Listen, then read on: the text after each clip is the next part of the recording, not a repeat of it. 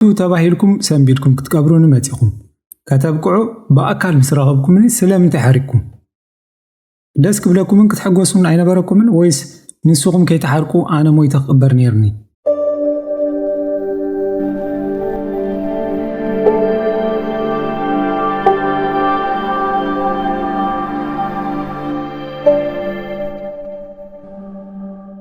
نمال عالم زدنغن زقر من تكبر እቲ ጉዳይ ከምዚ ስዕብ እዩ ወዲ 45 ዓመት ቲክቶከር ቤልጂማዊ ናይ ቀረባ ኣዝማዱን ኣዕሩኽቱን ክምህሮም ስለ ዝደለየ ይመስል ብቤተሰቡን ኣዕሩኽቱን ዝተገፍዐን ሸለል ዝተባህለን ከም ተረስዐን ስለ ዝተሰምዖ ደጋጊሙ ንነብሱ ዝነገሮን ዘእመኖን እዚ ቲክቶከር ድሒሩ ኣዝማዱ ንዑ ዘለዎም ዋጋ ንምርኣይ ክብል ዝፈጸሞ ተግባር ኣብ መላእ ዓለም መዘራረቢ ጉዳይ ኮይኑሎ ነዚ ነገር ክገብር ከሎ ልዕሊ 166,000 ናይ ቲክቶክ ሰዓብቲ ዝነበርዎ ቤልጂማዊ ዴቪድ ባርተን ናይ ቲክቶክ ሽሙ ለግነር ሊፍ ብዝብል ሽም ዝፍለጥ ክኸውን ከሎ ኣብ ዝሓለፈ ሰሙናት ብኣቆጻጽራ ኤውሮፓ ጁን 11 ብዛዕባኡ ሓደ ኣሰንባዲ ዜና ካብ ቤተሰቡ ተሰምዐ።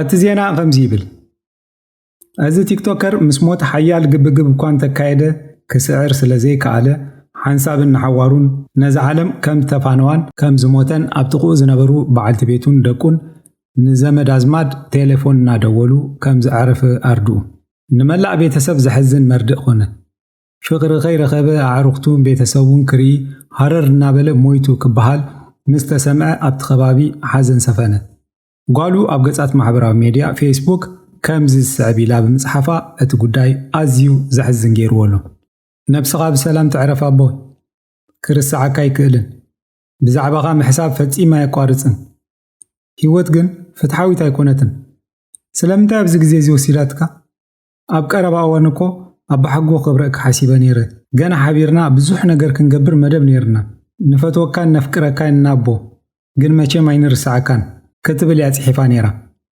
ነዚ መሪር ሓዘን መርድእን ቤተሰብ ኣብ ገጻት ፌስቡክ ዝጸሓፈቶ ጓሉን ዘንበቡ ኣዕሩኽቱን ኣዝማዱ ንፈልጦ ኢና ባህልቲ ከካብ ዘለዎ ቦታ ናብ ሓደ ቦታ ነመዋቲ ንምቕባር ተኣከቡ ኣብ ከተማ ሌጎ ዝፍጸም ስነ ስርዓት ቀብሪ ኣቐዲሞም ሓደ ብሓደ ብምምጻእ ተኣኪቦም ምምጻእ ትሬሳ እናተጸበዩ ነናቶም ግሩፕ ብምፍጣር ገሊኦም ብኻልእ ዕላል ገሊኦም ናይ መዋቲ ዝኽርታት እናልዓሉ ይዕልሉ ነበሩ ዝነብዑን ዝበኺዩንን ብዙሓት እዮም ነይሮም ኣብዛ ግዜ እዚኣ እቲ ቦታ ብሓደ ድምፂ ተረበሸ ከቢድ ናይ ሄሊኮፕተር ድምፂ ኣብ ቦታ ቀብሪ ናይ ሄሊኮፕተር ድምፂ ዝሰምዑ ቀባሮ ብመጀመርያ ብዙሕ ትኹረት ዘይሃብዎ ክኾኑ ከለዉ ቀስ ብቐስ ግን እቲ ድምፂ ናብቲ ቦታ ቀብሪ እናቐረበን እናተጸግዐን ምስ ከደ እቲ ሄሊኮፕተር ናብኦም እናተጸግዐ ክመጽእ ምስ ረኣዩ ትኹረቶም ኣብኡ ገበሩ እታ ሄሊኮፕተር ኣብቲ ሳዕሪ ዝነበሮ ሜዳ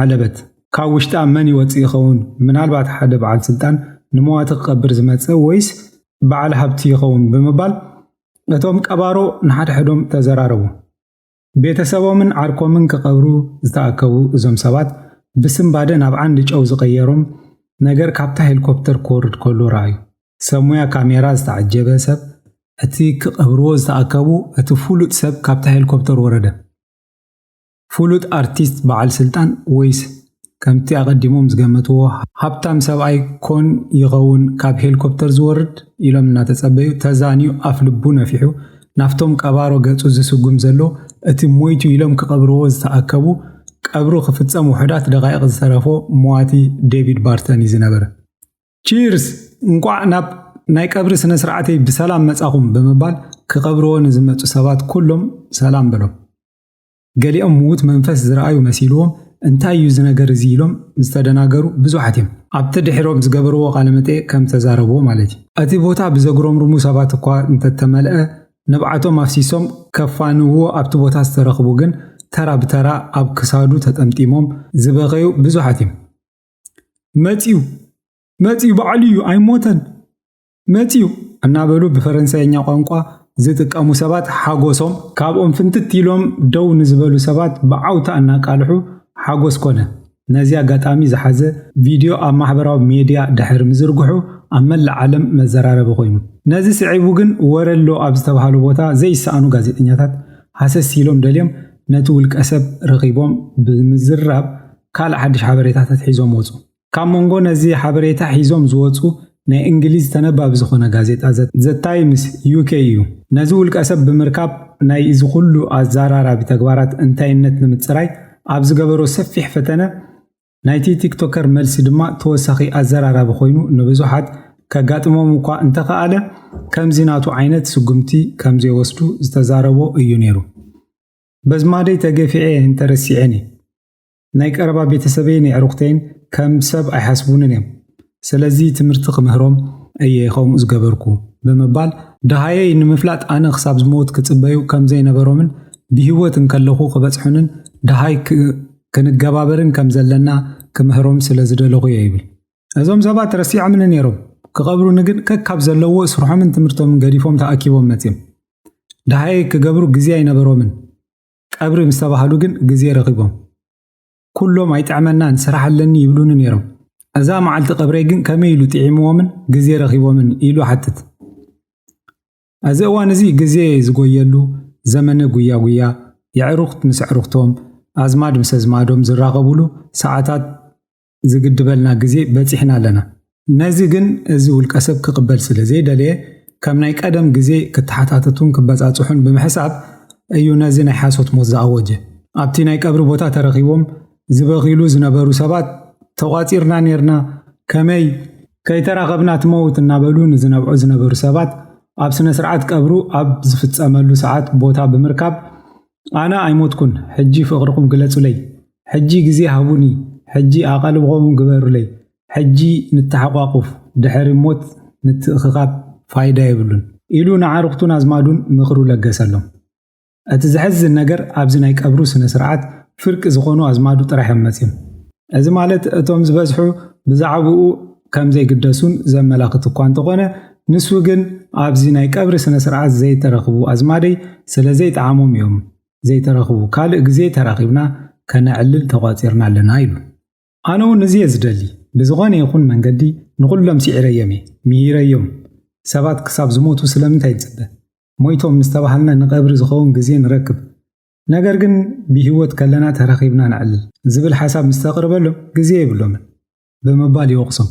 እዚ ሰብ እዚ ዘይተለምደን ኣዘራራቢ ተግባራቱን ዝኾነ ብዙሕ ገንዘብ ሓያል ምቅያር ስምዒትን ዋጋ ዘኽፈለ ሲዒቡ ካብ ማሕበራዊ ሜድያ ብዙሓት መግለፂታት ሓዘኖም ርእቶታቶም ክፅሕፍሉ ቀንዮም።